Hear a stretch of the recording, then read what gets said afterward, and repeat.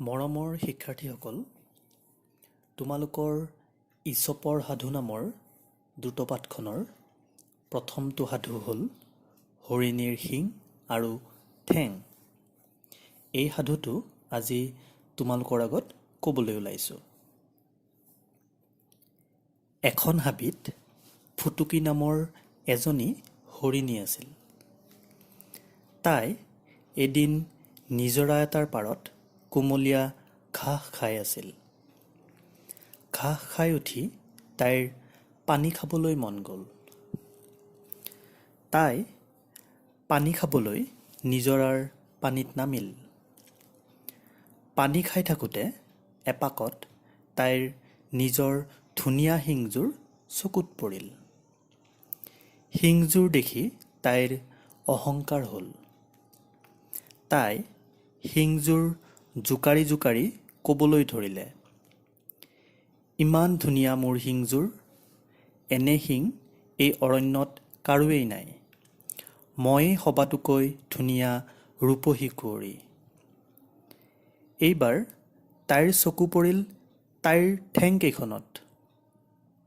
লগে লগে তাই মুখ বিকটাই ক'বলৈ ধৰিলে, চিহ চিহ, এই দুযোৰ মোৰ ঠেঙেই নে?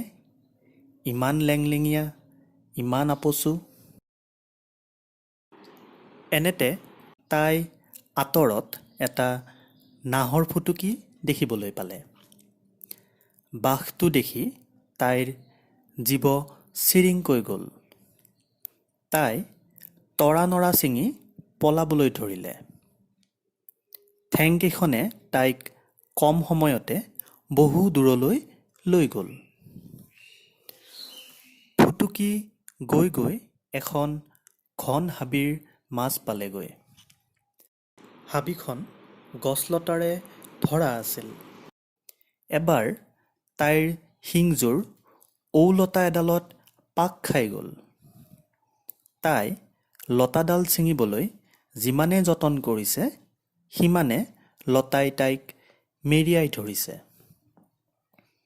ইফালে বাঘটো আহি ফুটুকীক লগ পাওঁ পাওঁ হ'লহি। তেতিয়া ফুটুকীয়ে কান্দি কান্দি নিজকে ক'বলৈ ধৰিলে, যাক অলপ আগতে ধুনীয়া বুলি কৈছিলোঁ, সিয়েই এতিয়া বিপদৰ কাৰণ হ'ল, আৰু যাক আপচু বুলি হাঁহিছিলোঁ, সিয়েই মোক বিপদৰ পৰা ৰক্ষা কৰিলে। শিক্ষাৰ্থীসকল, তোমালোকে নিশ্চয় সাধুটো ভাল পাইছা। তোমালোকেও কিতাপখনৰ পৰা সাধুটো এবাৰ পঢ়িবলৈ যত্ন কৰিবা। আজিলৈ সামৰিছোঁ।